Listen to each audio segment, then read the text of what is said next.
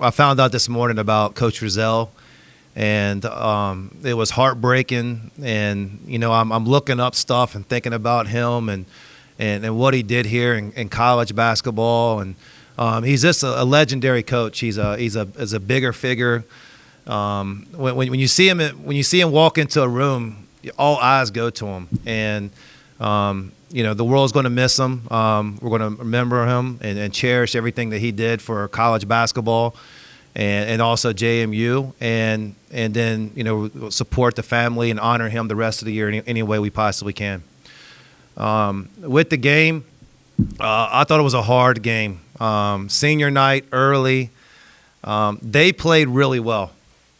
And don't look at their record. That team made shots, made plays, played hard. Give a lot of credit to Georgia Southern, and we played well too, and that's what the score looked like. We had to fight and everything else. And if you look at the records and anything else and say, all right, we're supposed to do something more than that, you're going to diminish how well they played. And we deal with a lot of emotions. Senior night last night. The crowd was terrific and supporting us, and the guys sometimes get drained in those moments, and they love JMU, and they love playing here, and they wanted to get that win badly, and you could tell it, and we figured out a way towards the end. Kind of talk about the thing I really want to ask the players when they get here is what it means to kind of play at this stadium and the crowd and the environment for the past couple of years. What do you have to say about kind of the environment tonight for the fans showing up for the seniors? Yeah, I mean, it was important. These guys have done some great things. I think we're 13-1 or 14-1 at home. It's and the crowd's a part of it, and that's what we want. We want people to go on the journey with us and be there game one, and then be there the last home game, and realize the importance they are to us, and they're a part of our success. And they've helped us win a lot of games in this building. And, I can't thank them enough for people that came out and supported us all year here.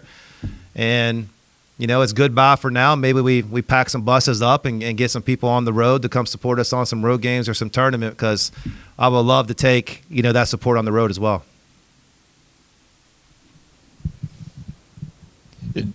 Georgia Southern shoots, I think, 50% from the field.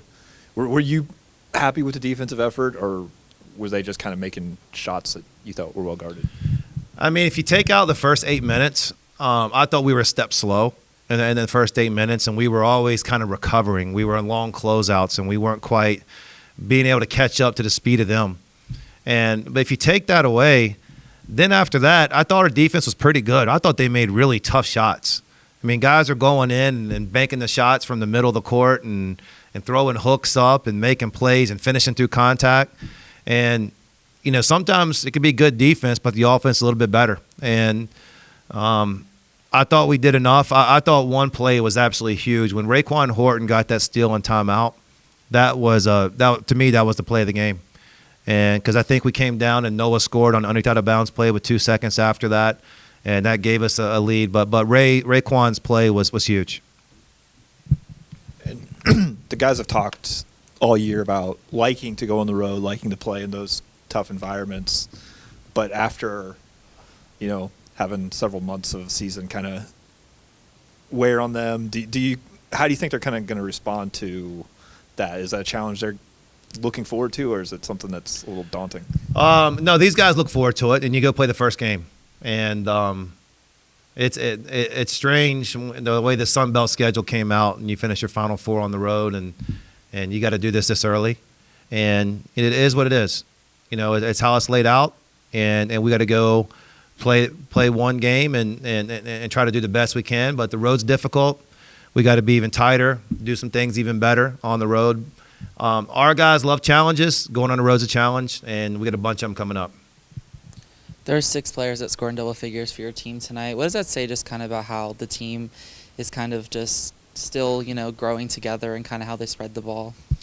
Yeah, I mean, I think a big thing is I think it was 15 assists and 5 turnovers. And, we're getting shots up. In the first half, we wanted to drive the ball. We wanted to try to attack the rim. And we got to the free throw line when we weren't scoring, and that was kind of, keeping us there. in the second half, I thought, we really were passing the ball really sharp. For Xavier Brown to pop some threes really helped us out, and Terrence Edwards made big shots, but the offense was much better in the second half, and sometimes you got to find a way. I mean, the stuff's hard, and you got to find a way and overcome it. And this team was ready to play against us, and we took some big shots tonight, and luckily we came out towards the end. And 7 players honored before the game tonight. Can you just talk about what that group has meant to this program and their time here? Yeah, I mean, they all kind of got different stories, but they all got the same agenda and the same focus and same goal. And they came here for different reasons, from all over the country. I mean, guys from Atlanta, New York, and Northern Virginia, and Roanoke, and it's like, but they came in, and what they've done, quickly, is they put the team first, and that's got to stay number one. This is we season. This is not me season, and they got to keep doing that.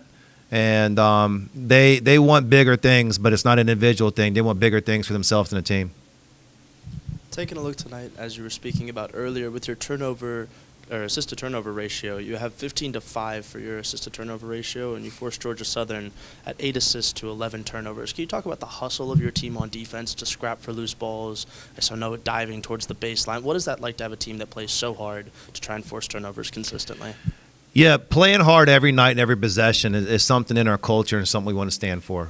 And, we feel like that's going to give us the best chance to win. We're a deep team. I could put 9 guys in right now, and they can go and produce.